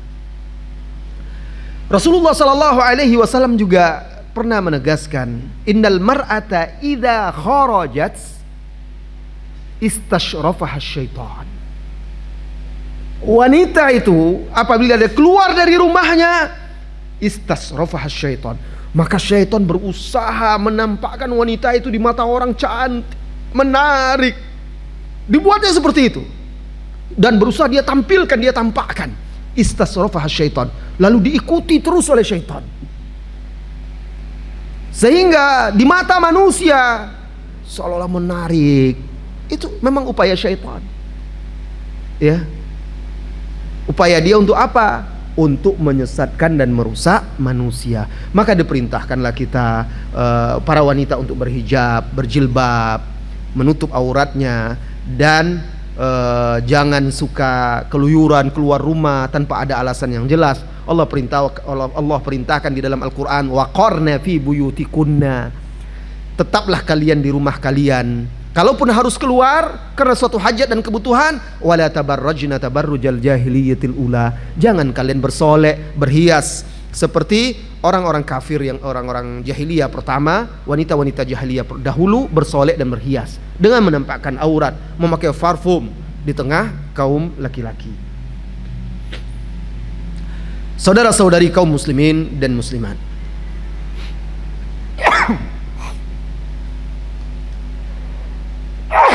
alhamdulillah, yahdikumullah subhanakum. Dan di antara bentuk tipu daya dan fitnah syaitan juga, yaitu khalwat antara laki-laki dan wanita tanpa ada mahram. Banyak alasannya. Nah, ini hati-hati. Kadang alasannya kerja, kadang alasannya kan cuma ipar. Padahal Rasulullah SAW mengingatkan, innal hamwa maut. Saudara ipar itu maut, kematian. Maksudnya apa? Bisa menjadi pintu bagi syaitan berbahaya untuk merusak sebuah rumah tangga. Maka harus ada batasan-batasan yang harus dijaga. Di antaranya tidak berkholwat seseorang itu dengan iparnya, ya, ipar lain jenisnya. Tidak berkholwat, tidak bersentuhan jabat tangan. Kalau dia perempuan harus menutup aurat, tidak berpergian berdua. Karena syaitan itu apabila ada pria wanita berduaan tanpa ada mahram berkholwat, hanya dia berdua, kata Nabi SAW, la yakhluwanna rajulun ma'amra'atin illa thalithuhuma syaitan. Atau kama qala Nabi SAW, tidaklah seorang laki-laki berkholwat dengan perempuan melainkan yang ketiganya adalah syaitan. Jika tidak ada mahram, maka syaitanlah yang akan mendampingi mereka. Ketika itulah syaitan akan menjadikan itu sebagai sebuah perangkap untuk menyesatkan mereka agar terjerumus dalam kubangan dosa dan maksiat. Kaum muslimin dan muslimat yang semoga senantiasa dirahmati dan diberkahi oleh Allah Subhanahu wa taala. Perangkap iblis banyak, jebakan syaitan itu beragam. Bagaimana kita membentengi diri kita, menjaga diri kita dari perangkap dan jebakan iblis, itu yang paling penting. Kiat untuk menjaga dan membentengi diri kita dari perangkap iblis yang pertama adalah yaitu al-ikhlas. Selalu berusaha ikhlas dalam setiap aspek ibadah kita kepada Allah Subhanahu wa taala. Orang yang betul-betul ikhlas, maksudnya bertauhid, memurnikan niat dia ya hanya untuk Allah Subhanahu wa taala semata, dialah orang yang paling dijaga oleh Allah Subhanahu wa taala. Dan iblis mengakui dia tidak bisa menyesatkan orang yang ikhlas. Di dalam surat Shad, Allah Subhanahu wa taala ceritakan pengakuan iblis ini. Kata iblis, Allah ceritakan di dalam Al-Qur'an, qala fa bi'izzatika la ughwiyannahum ajmain illa ibadaka minhumul mukhlasin. Demi keagunganmu wahai Rabb, wahai Allah, aku pasti akan sesatkan manusia semuanya kecuali hamba-hambamu yang ikhlas. Illa ibadaka minhumul mukhlasin, kecuali hamba-hambamu yang ikhlas. Maka berusahalah untuk selalu ikhlas. Jangan mengharapkan pujian manusia, jangan mengharapkan sanjungannya, jangan mengharapkan keuntungan duniawi, kepentingan duniawi dari setiap ibadah kita. Ya kalau berdagang ya terus pasti mengharapkan keuntungan duniawi, itu urusan dunia. Tapi dalam ibadah kita harus ikhlas. Hanya mengharapkan pahala dari Allah, bukan untuk ketenaran, bukan untuk dikenal, bukan untuk dipuji dan disanjung, dikenang oleh manusia, tidak, tetapi mengharapkan pahala dari Allah Subhanahu wa taala semata. Nabi Yusuf, apa ujian yang diterimanya? Nabi Yusuf alaihissalam ketika selamat dia dari sumur, diselamatkan oleh seorang pedagang, lalu dia dijual di pasar budak, dibeli oleh pemimpin Mesir ketika itu. Karena dia dan istrinya nggak punya anak, diangkatlah dia sebagai budak di rumahnya, dibesarkan di rumahnya itu sebagai budak. Lalu Nabi Yusuf alaihissalam tumbuh menjadi seorang pemuda yang tampan, gagah dan perkasa. Mau tahu tampannya bagaimana? Sampai-sampai wanita melihat dia sedang memotong buah-buahan itu, terpana melihat Nabi Yusuf, tidak sadar dia lagi, dikiranya dia memotong, mengiris buah juga, rupanya tangan atau jarinya yang dia iris. Begitu saking terpananya. Tampannya, bagaimana tampannya itu ya? Nah, sahabat Nabi juga ada yang ganteng dan gagah, tampan. Ada kitab judulnya Al-Jamal min khilali Al-Jamal, ketampanan di dalam Islam. Itu diambil dari kitab-kitabnya, tulisan-tulisan Syekhul Islam Ibnu Taimiyah dan Ibnu Qayyim dan ulama-ulama lainnya, dihimpun oleh salah seorang penulis. Di situ dibawakan riwayat di antara sahabat itu ada yang saking tampannya di masa dia. Itu kalau wanita hamil melihat dia belum pernah lihat, lalu lihat tiba-tiba bisa keguguran. Bayangkan. Lihat dia terkejut langsung karena ganteng, itu bisa keguguran. La ilaha illallah. Gimana gantengnya itu ya? Nah, di zaman Umar, sahabat ini karena khawatir banyak orang yang terfitnah, disuruh dia pakai penutup muka, kayak perempuan bercadar gitu, karena khawatir saking gantengnya. Subhanallah. Tapi setelah dia pakai cadar, matanya itu jadi fitnah, matanya indah.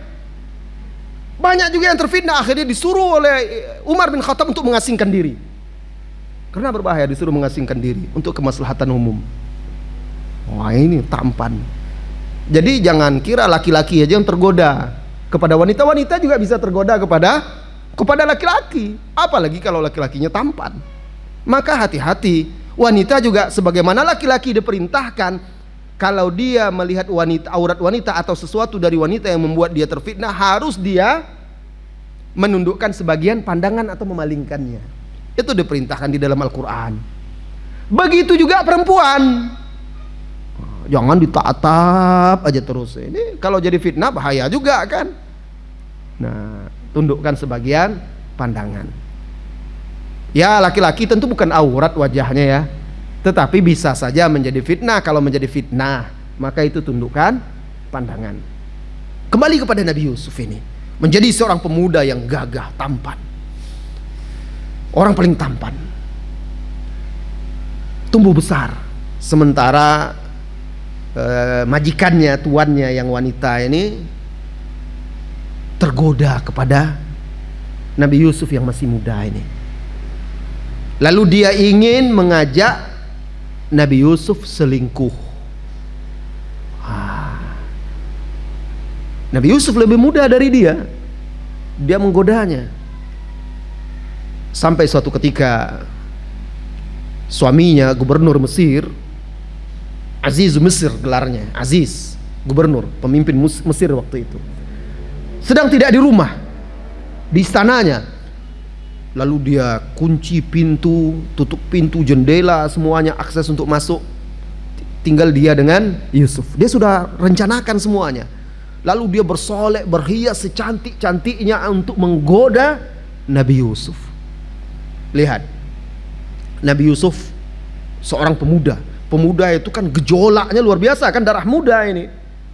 Darah muda. Artinya apa? Godaan untuk maksiat itu besar pada diri anak muda.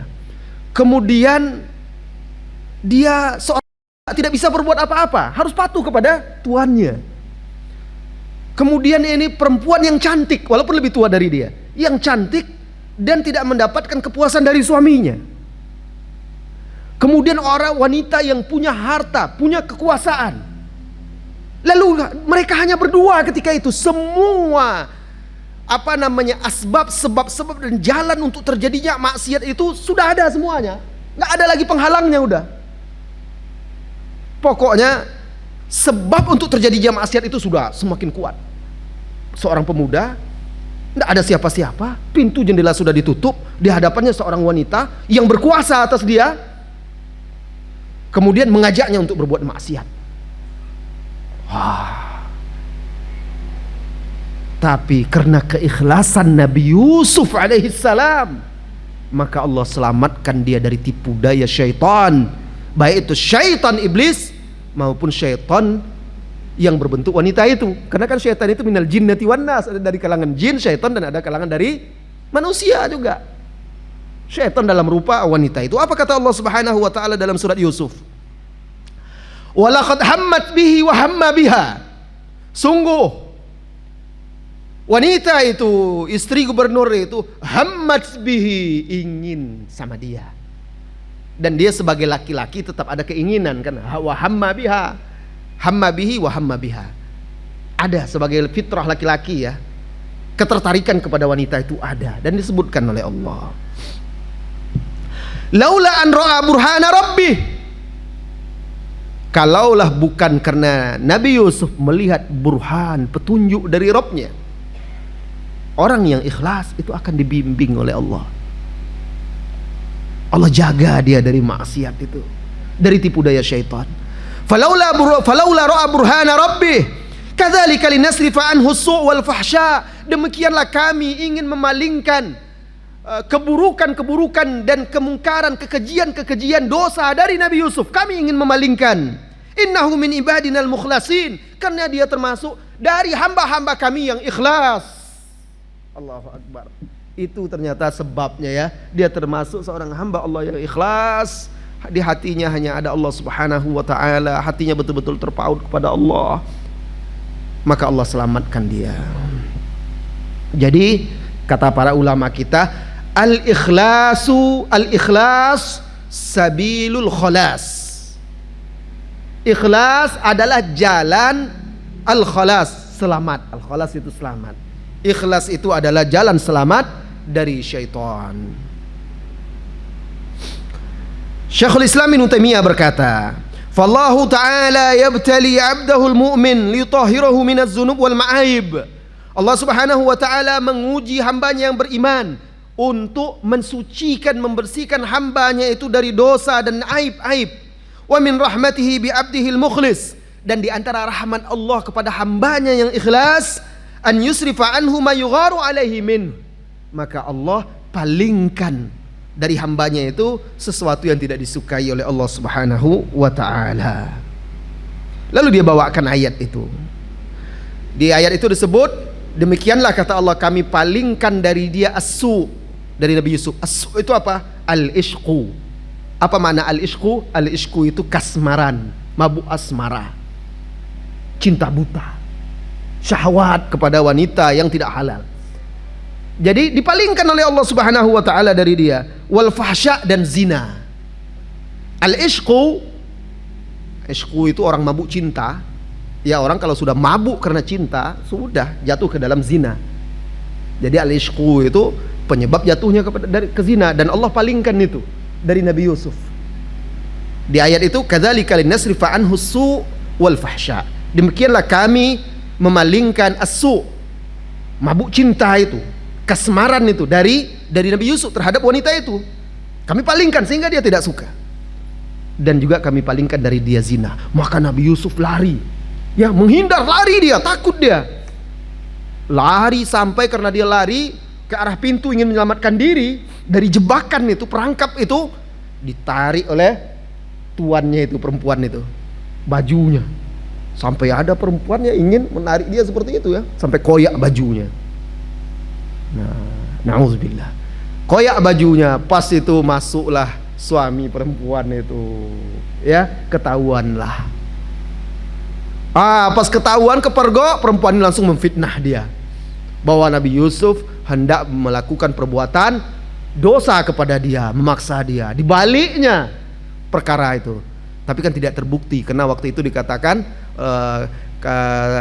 kalau memang lihat buktinya, kalau memang saya yang menginginkan, Nabi Yusuf yang ingin melakukan, dan perempuan itu ingin menyelamatkan diri, pasti yang sobek baju bagian depan Nabi Yusuf, ya. Tapi kalau seandainya bukan, maka yang di belakang bajunya, karena dia berusaha lari kan, ditarik. Ternyata baju belakangnya yang robek. Terbuktilah bahwa dia tidak bersalah. Jadi yang pertama ikhlas, berusahalah ikhlas. Yang kedua, untuk menjaga diri kita dari syaitan, serta tipu dayanya, yaitu memperbanyak baca Al-Quran. Perbanyak baca Al-Quran. Kapanpun Anda dapat waktu, baca Al-Quran. Makanya kita itu harus punya Al-Quran, mushaf khusus punya kita saja. Kemanapun kita pergi kita bawa. Gitu, pakai tas bawa kemana-mana Al-Quran. Kerja bagaimana Ustaz? Ya nggak apa-apa. Nanti di waktu istirahat kan sudah boleh. Kalau dalam waktu kerja tentu tidak boleh, karena kita harus menunaikan amanah kerja. Tapi jam istirahat misal kita bisa. Kalau nggak ada kegiatan jam istirahat baca Quran. Sehingga apa? Sehingga hati kita, jiwa kita, diri kita itu terhindar dari tipu daya bisikan-bisikan syaitan. Di rumah juga baca Al-Quran siang, pagi, petang, malam. Berarti baca Quran terus lah Ustaz. Ya bagus lah. Memangnya baca Quran cuma maghrib aja? Memangnya baca Al-Quran cuma 5 ayat saja? Setengah halaman, sedikit sekali. Anda membaca berita di internet berapa banyak? Anda membuka handphone berapa banyak? Kenapa ketika giliran masa ya harus 1 juz Ustaz dalam Al-Quran? Anda berapa lama, berapa sering, berapa jam dalam 1 hari, 1 malam membaca di handphone? Berita, kemudian pesan-pesan WA, apa saja kan, bolak-balik membalas, dan semuanya, semua pesan-pesan dibaca. Sekarang pesan-pesan Allah, surat-surat dari Allah di Al-Quran, tidak bisakah hanya 1 juz? Dalam 1 hari 1 juz itu kalau kita baca pelan-pelan paling 1 jam.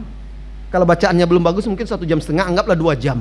Anda bisa membagi ya 2 jam itu dibagi-bagi, setengah jam pagi, setengah jam siang, setengah jam sore, setengah jam malam, setengah jam sebelum tidur. Ya nggak banyak kan, tidak berat.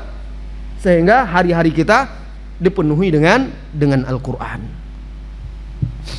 Saudara-saudari kaum muslimin dan muslimat, Abu Dawud meriwayatkan di dalam sunannya dari hadis Abu Qatadah radhiyallahu anhu, Nabi SAW pernah melewati Abu Bakar dan Umar. Keduanya sedang sholat malam, sholat tahajud.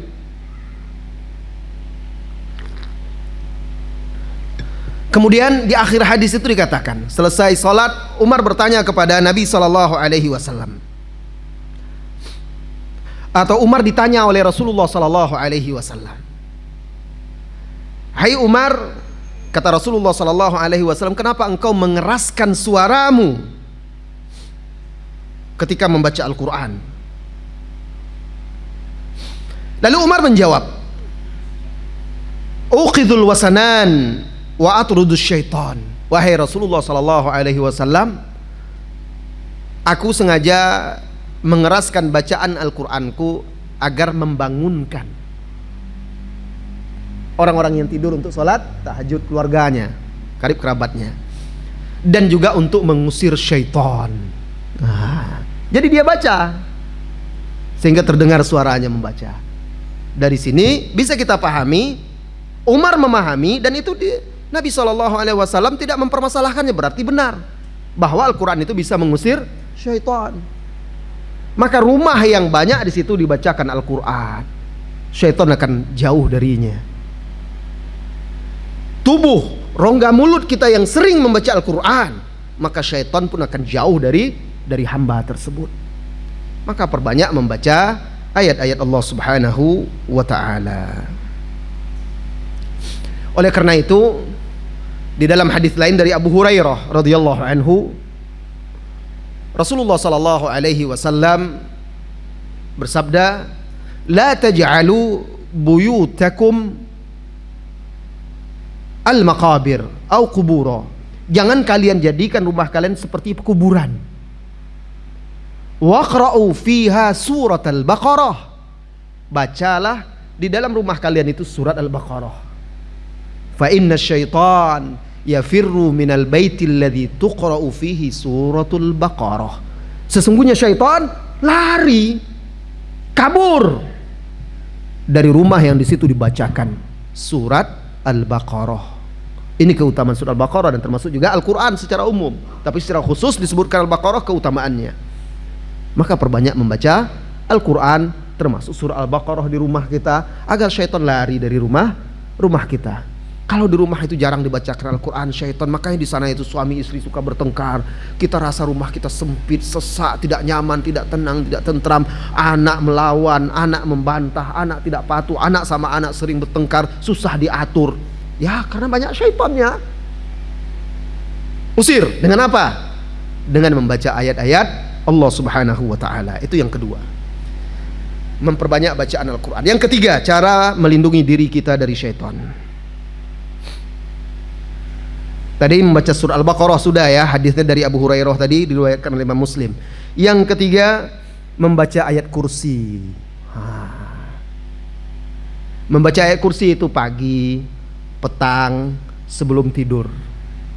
Itu dianjurkan. Rasulullah sallallahu alaihi wasallam mengajarkan kita apabila kita berbaring di tempat tidur kita sebelum tidur untuk membaca ayat kursi. Hadisnya diriwayatkan oleh Al-Imam Al-Bukhari. Apa keutamaannya? Apa manfaatnya? Kata Rasulullah sallallahu alaihi wasallam, "Fa innahu la yazalu alaihi minallahi hafiz." Sesungguhnya Allah akan selalu mengirimkan malaikat yang menjaganya, menjaga orang yang baca ayat kursi sebelum tidur tadi. Wala yaqrabuhu syaitan hatta yusbih.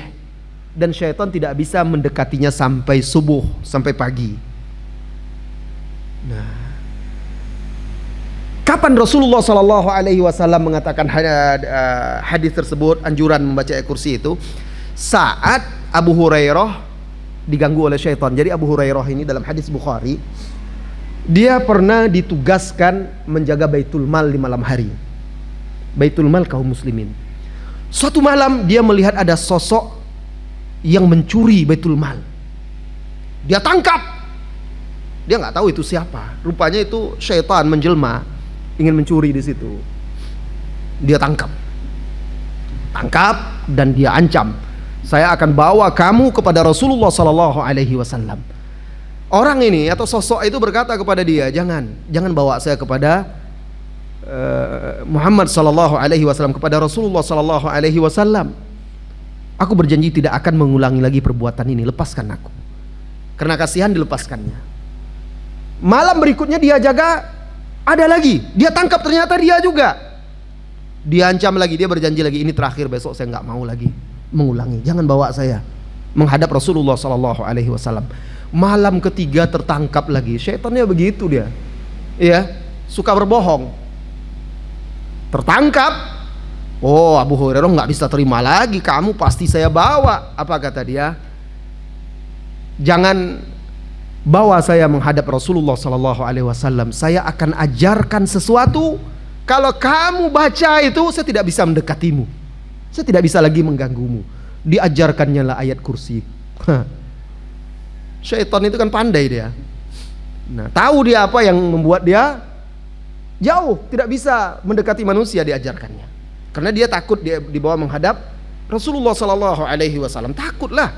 Sedangkan ifrit saja itu pernah dicekik oleh Rasulullah sallallahu alaihi wasallam. Rasulullah sedang sholat, datang ifrit itu mau mengganggu Rasulullah sallallahu alaihi wasallam dengan mengirimkan api, membakar Rasulullah sallallahu alaihi wasallam. Dicekik oleh Rasulullah sallallahu alaihi wasallam sedang sholat. Sampai terasa, kata Rasulullah sallallahu alaihi wasallam, sampai terasa dinginnya lidah iblis ifrit itu, karena tercekikkan keluar lidahnya.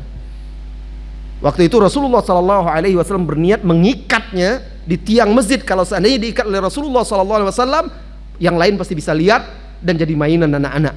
Tapi dia teringat, kata Rasulullah sallallahu alaihi wasallam, teringat doa saudaraku Nabi Sulaiman yang meminta tidak ada lagi orang yang seperti dia kekuasaannya, yang menguasai jin, hewan-hewan dan lainnya, dilepas lagi oleh Rasulullah sallallahu alaihi wasallam. Jadi diajarkan ayat kursi. Besoknya Abu Hurairah menemui Rasulullah sallallahu alaihi wasallam lalu mengisahkan kisah tersebut. Dikisahkannya kisah tersebut. Lalu Rasulullah sallallahu alaihi wasallam membenarkan bahwa seseorang itu tidaklah seseorang itu mattaja'a ahadun atau idza taja'a ahadukum ila firashihi aw ala firashihi, apabila salah seorang kalian berbaring di tempat tidurnya kemudian dia membaca ayat kursi, maka Allah akan kirimkan penjaga untuk dia sampai subuh dan syaitan tidak bisa mendekatinya sampai subuh.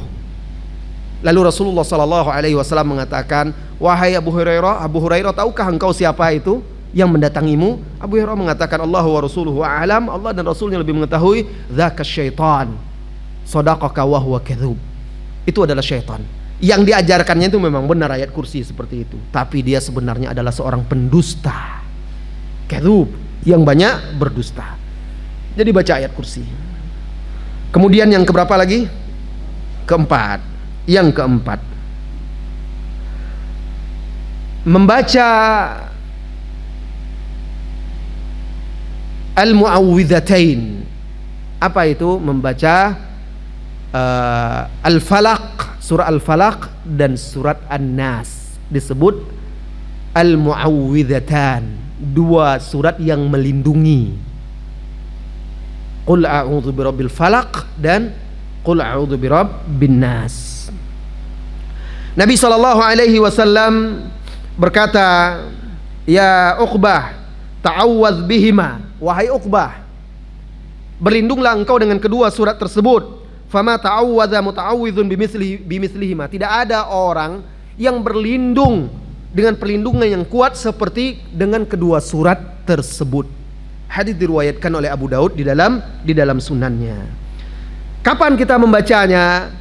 Qul huwallahu ahad dan juga al-mu'awwidzatan, Qul al-falaq, Qul a'udzu birabbil falaq dan Qul a'udzu birabbin nas, itu disunnahkan kita membacanya setelah salat maghrib, setelah sholat subuh, pagi dan petang. Nah, itu disunahkan. Ditambah dengan surat Al-Ikhlas, yaitu Qul huwallahu ahad.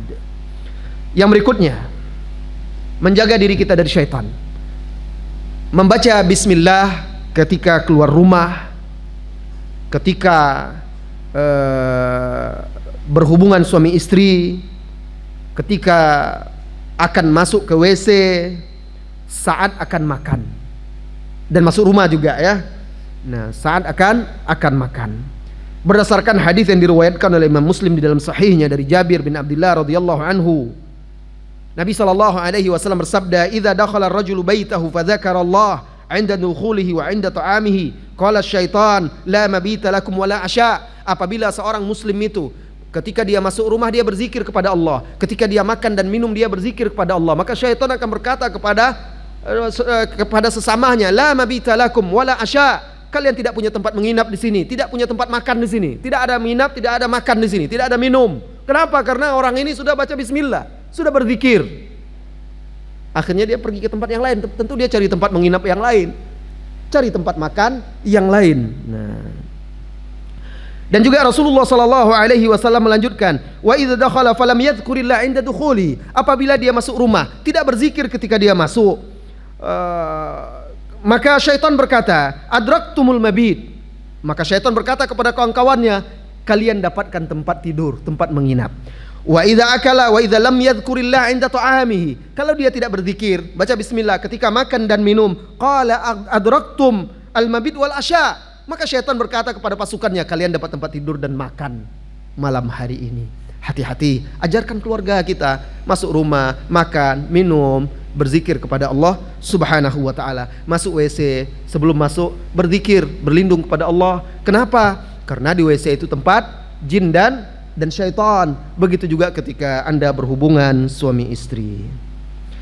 Kemudian yang selanjutnya, yang terakhir kita jadikan, karena waktu kita semakin pendek ya, sebelum kita menjawab beberapa pertanyaan, yang terakhir, selalu menuntut ilmu dan membaca kitab-kitab para ulama kita dalam masalah ini, agar kita bisa paham seluk-beluk rahasia-rahasia, tipu daya, trik-trik iblis dan syaitan untuk menyesatkan manusia. Pelajari itu. Salah satunya kitab tadi yang saya sebutkan, kitab Talbisul Iblis dan juga kitab Ighatsatul Lahfan. Itu sudah ada terjemahannya.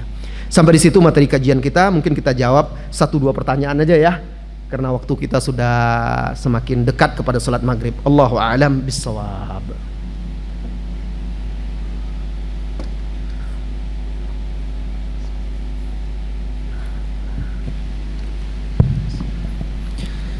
Alhamdulillah, demikian tadi penyampaian materi dari Ustadz Abu Zubair hafizahullah ta'ala wa jazahullahu khairan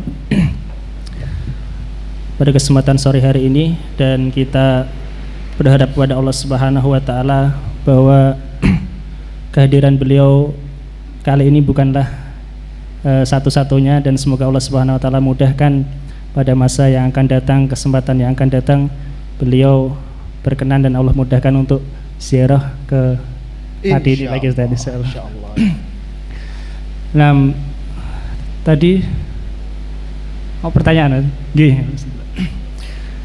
alhamdulillah tadi sudah disampaikan oleh beliau, diantaranya ada 2 kitab utama dalam masalah ini membahas tentang perangkap setan, ada oleh Ibnul Jauzi Talbisul Iblis, dan dari Ibnul Qayyim kitab Ighasatul Lahfan. Kemudian juga beliau telah menyampaikan dalil-dalil dari Al-Quran tentang bagaimana permusuhan setan dan peringatan Allah. Kemudian juga perangkap-perangkap setan berupa kesyirikan, berupa merusak ukhuwah antara sama orang mukmin, sikap gulu berlebih-lebihan, fitnah, pandangan yang haram dan khalwah. Kemudian cara membentenginya diantaranya dengan ikhlas, memperbanyak baca Al-Quran, surah Al-Baqarah, ayat kursi, Al-Mu'awwidzat, Bismillah, dan senantiasa menuntut ilmu. Dan alhamdulillah beliau berkenan menjawab 1-2 pertanyaan dari antum, dan mohon maaf ya, ini karena waktunya yang tidak lama lagi menjelang maghrib sehingga pertanyaan kita batasi. Karena belum ada pertanyaan yang masuk melalui tulisan, monggo Mas, tafadhol.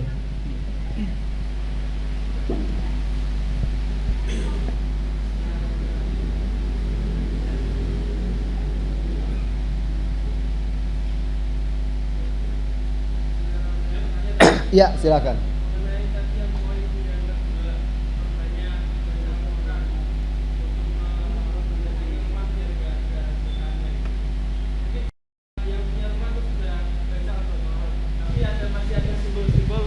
Contoh seperti kayak gambar dan foto ataupun patung yang di dalam rumah tersebut, itukah apakah maksudnya dengan hanya membaca itu tanpa membersihkan simbol-simbolnya itu sudah menjadikan setan itu sudah takut terbirit-birit, atau masih tetap tinggal di situ kayak gitu? Itu yang pertama. Dan yang kedua apa tadi antum? Assalamualaikum warahmatullahi wabarakatuh Ustadz. Waalaikumsalam. Tanya Ustadz, tadi kan Ustadz menyampaikan bahwa kita ketika akan masuk rumah dianjurkan untuk baca bismillah Ustadz, agar setan tidak bisa masuk. Tetapi ketika kita pun akan masuk toilet, kita pun disunahkan membaca bismillah kembali. Kan mungkin secara logika WC kan bagian dari rumah kita Ustadz, kenapa harus baca bismillah juga ketika masuk WC gitu? Iya, kita jawab dulu yang itu. Saya mau tanya lagi, memangnya ada keterangan kalau gambar itu, patung itu tempat tinggal setan, ada? Iya, enggak Tat, makanya mohon penjelasannya saya. Seumpama gitu loh Tat, maksudnya masih ada nempel foto, entah itu foto keluarga ataupun patung makhluk hidup yang berada di rumah tersebut, sehingga itu apakah menjadikan apa, ibaratnya menjadikan syarat itu loh maksudnya. Jadi tidak ada keterangan dalam Al-Quran atau dalam hadis yang menyebutkan bahwa gambar makhluk bernyawa di rumah atau patung itu menjadi tempat tinggal atau tempat syaitan masih menempel gitu. Itu tidak ada. Yang ada keterangan di dalam hadis Rasulullah Sallallahu Alaihi Wasallam dari Jibril ya, yang berkata kepada Rasulullah Sallallahu Alaihi Wasallam, yang menjelaskan, inna nahnu al malaika atau ma'syaral malaika, kami para malaikat, la nadkhulu baitan fihi surah wala kalban, kami tidak masuk ke dalam rumah yang di dalamnya ada gambar, lukisan atau patung makhluk yang bernyawa, ya, makhluk yang bernyawa, dan juga anjing. Malaikat tidak masuk, ya, tidak mau. Tapi kalau malaikat yang dimaksud di sini termasuk malaikat rahmat, Tapi kalau malaikat pencabut nyawa tetap masuk dia ya, dimanapun, di WC pun malaikat mencabut nyawa juga. Nah, ya, tidak ada pembatasnya. Jadi tidak ada keterangan tegas.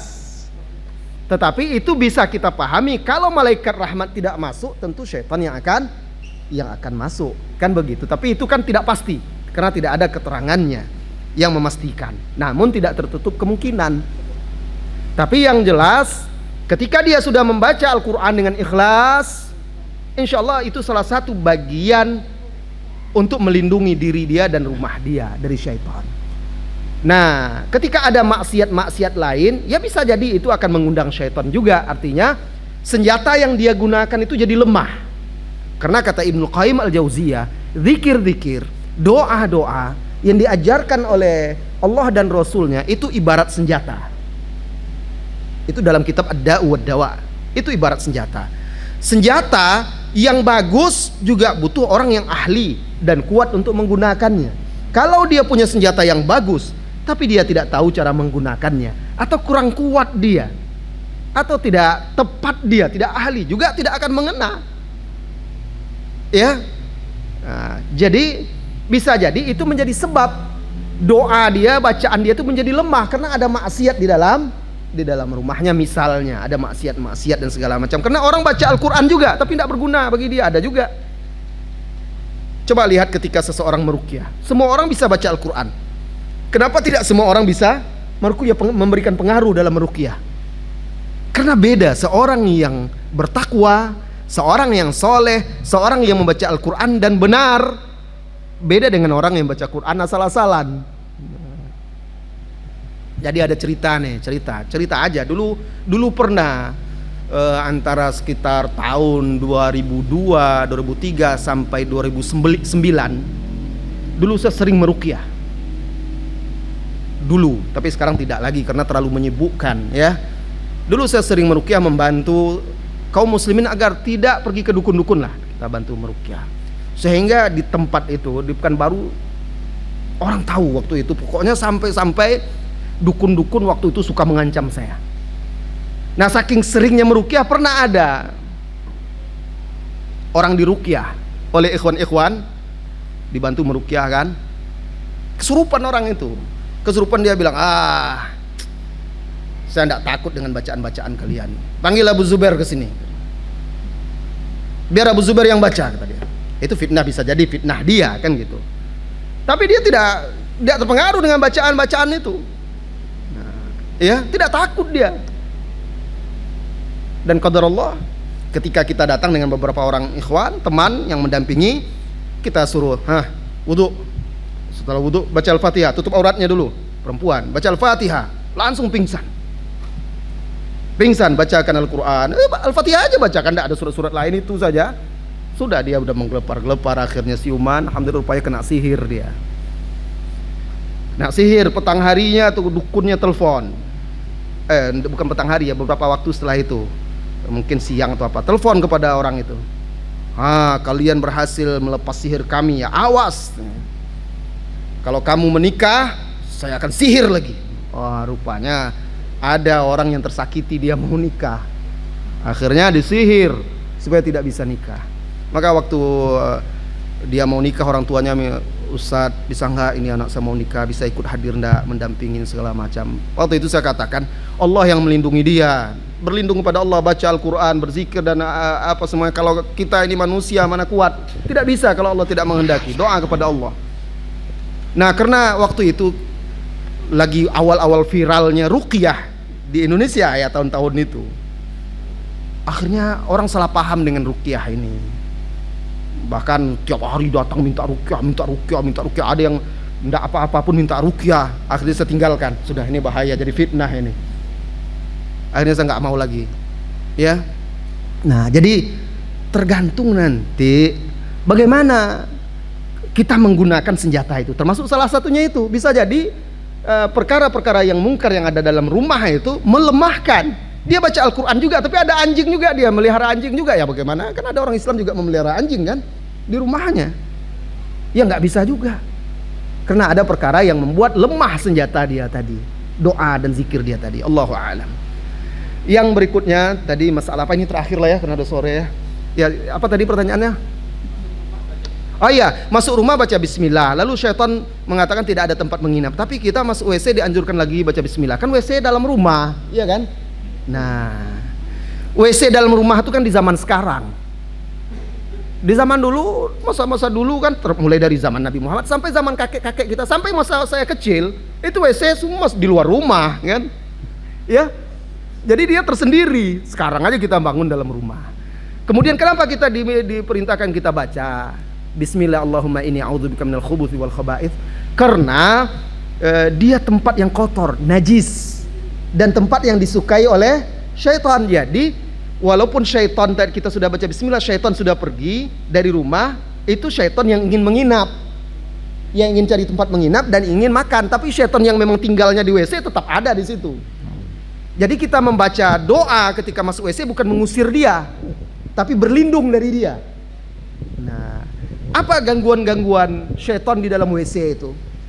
Bisa gangguan-gangguannya diantaranya ada orang yang sedang berak pun dia ingat-ingat sesuatu. Kadang ada yang ingat-ingat Al-Quran apa dan segala macam, digoda-goda, dibisikkannya. Ada orang yang berbuat maksiat di WC. Ada orang yang tidak hati-hati ketika cebok, ketika bersuci dan segala macam. Dan banyaklah upaya dia. Dan juga agar menjaga aurat kita dari syaitan.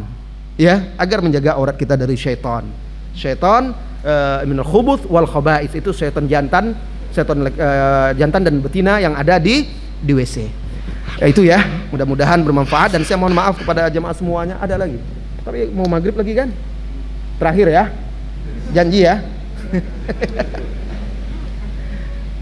Ada 3 pertanyaan, Tat. Ya. Mungkin 1 atau 2 saja, Pak. Ya, bacalah, nggak apa-apa. Mungkin. Yang pertama, apakah yang diberi tangguh sampai hari kebangkitan hanya sebatas iblis semata atau juga anak keturunannya? Yang ditangguhkan. Oh, yang ditangguh. Iblis saja atau anak keturunannya? Barangkali secara singkat saja, Ustaz. Yang ditangguhkan itu adalah iblis saja. Adapun anak keturunannya syaitan itu bisa mati. Dan bisa juga mereka itu terbunuh oleh manusia. Ya. Nah, kan ada riwayat atau kisah di zaman sahabat yang sahabat berkelahi dengan salah satu jin yang ada di Madinah yang dalam bentuk ular. Ketika dia pulang berjihad ya, dilihatnya istrinya di depan pintu rumah, ternyata ada ular di rumahnya. Lalu dia berkelahi, berkelahi dengan ular itu, dua-duanya meninggal, mati. Maka Rasulullah SAW katakan, apabila salah seorang kalian menemukan ular di rumahnya yang di kota Madinah ya waktu itu, dan sebagian ulama mengatakan untuk di seluruh tempat itu juga berlaku, jangan langsung dibunuh, tetapi diusir dahulu, diingatkan ya 3 kali, dibacakan zikir, diusir, di perlindungan muawwidzat 3 kali, diusir baik-baik. Jika tidak mau pergi maka itu adalah ular bunuh. Kalaupun itu jin berarti dia sudah mengganggu. Lalu Rasulullah katakan, karena di kota Madinah ini ada jin-jin yang kadang dia masuk ke rumah kaum muslimin, ada yang berbentuk ular dan lain segala macamnya. Nah, waktu itu sahabat dengan jin itu sama-sama mati keduanya. Dan jin itu mereka juga saling berperang juga satu dengan yang lainnya. Berperang satu dengan yang lainnya. Ada yang gugur, ada yang dan segala macam. Cuma umur dia lebih panjang dari manusia. Nah, di antara kisah yang dikisahkan di zaman Umar ibn Khattab radhiyallahu anhu, ada salah seorang kaum muslimin yang hilang. Lalu setelah waktu yang lama, kemudian dia kembali lagi. Ketika ditanya, dia bercerita bahwa dia diculik oleh bangsa jin. Apa itu bisa? Bisa. Rasulullah SAW pernah didatangi jin, diajak berdakwah ke kampungnya, ke perkampungan jin. Ternyata dekat dengan para sahabat kehilangan Rasulullah malam itu, nggak tahu. Rasulullah pergi ke perkampungan jin berdakwah, diajak oleh sekelompok jin yang beriman. Lalu Rasulullah katakan, kalau kalian mau saya akan perlihatkan bekas-bekas unggun mereka. Azan belum? Nah, jadi ya itu bisa. Jadi dia diculik oleh bangsa jin. Kemudian terjadi peperangan sesama bangsa jin ini. Yang menculik dia jin-jin kafir. Diserang oleh jin-jin muslim, terjadi peperangan, dia dibebaskan dan dikembalikan ke kota Madinah. Nah, kan ada kisah-kisah kita dengar anak atau orang yang diculik jin. Bisa benar, bisa tidak ya. Tapi itu memungkinkan terjadi. Tidak tertutup kemungkinan. Ya, jadi itu apa tadi pertanyaannya itu? Yang pertama diberi tadi? tangguh sebatas iblis saja atau juga Ya. anak keturunan? Jadi yang ditangguhkan itu iblis saja. Adapun anak keturunannya itu ada ajalnya dan sama seperti manusia, mati ketika ajalnya sudah sampai. Yang kedua, apakah target terbesar iblis dalam menggoda manusia? Apakah menggoda untuk terjadinya perceraian suami istri atau menggoda sehingga terjadi perbuatan kesyirikan? Target terbesar tentu kesyirikan dan menceraikan suami istri, salah satu yang dipuji dan disanjung. Kalau kesyirikan itu pasti, dan mereka sudah berhasil kan masalahnya, membuat manusia terjerumus dalam kesyirikan di banyak tempat. Nah, salah satu yang terpenting juga, akibat perceraian itu juga orang kan jadi kesyirik, ada yang kedukun dan segala macam. Nah, jadi itu bukan target terbesar. Target terbesar dia adalah memasukkan manusia ke dalam neraka. Caranya macam-macam, ada dengan cara membawa kepada kesyirikan. Salah satunya yang dipuji dan disanjung oleh iblis dan disukainya, memecah belah suami istri. Allahu a'lam. Terakhir ini, kan 3. Apakah iblis dan anak keturunannya bisa mengetahui apa-apa yang sedang dipikirkan manusia? Apakah iblis dan anak keturunannya mengetahui apa yang dipikirkan oleh manusia? Tidak. Itu perkara yang gaib. Iblis tidak mengetahui dan bala tentara tidak mengetahui perkara yang gaib. Dia hanya membisikkan. Tetapi apa yang terlintas di hati manusia dia juga tidak tahu. Ya, tidak ada yang tahu perkara gaib kecuali Allah Subhanahu Wa Taala dan orang-orang tertentu seperti Nabi dan Rasul yang diberitahu oleh Allah sebagian perkara-perkara yang gaib. Dan syaitan dengan bala tentaranya, iblis dengan anak keturunannya ini, mereka innahu yarakum huwa wa qabiluhu min haitsu la tarawnahum. Mereka melihat kalian dari arah yang kalian tidak bisa melihatnya. Dia gaib bagi kita, tapi dia tetap tidak tahu perkara yang gaib. Contoh, tidak tahu dia perkara yang gaib. Jin-jin ini, anak keturunan iblis ini nggak tahu kalau Nabi Sulaiman sudah mati, sudah wafat. Nabi Sulaiman mengawasi mereka bekerja, membangun, berdiri sambil megang tongkat, meninggal dia. Meninggal terus. Mereka terus bekerja, mengira Nabi Sulaiman mengawasi mereka terus. Tandanya mereka nggak tahu yang gaib. Sampai nggak tahu dia Nabi Sulaiman sudah wafat. Sampai akhirnya tongkat Nabi Sulaiman itu sudah dimakan rayap, jatuh, dan dia jatuh, barulah mereka tahu ternyata selama ini mereka tidak tahu perkara yang gaib. Nabi Sulaiman sudah wafat, di hadapan mereka saja mereka tidak tahu. Ya, Allahu a'lam bissawab. Dan sampai di situ pertemuan kita. Mohon maaf lebih dan kurangnya. Kita bertaubat kepada Allah dari segala dosa dan kesalahan kita. Mudah-mudahan Allah memberikan ilmu yang bermanfaat bagi kita semua dan amal soleh serta keistiqomahan di atasnya. Dan mudah-mudahan Allah mempertemukan kita kembali, jika tidak di dunia, kelak di sorga bersama Rasulullah sallallahu alaihi wasallam. Amin ya rabbal alamin. Wa sallallahu wasallama ala nabiyyina Muhammad walhamdulillahi rabbil alamin. Assalamualaikum warahmatullahi wabarakatuh.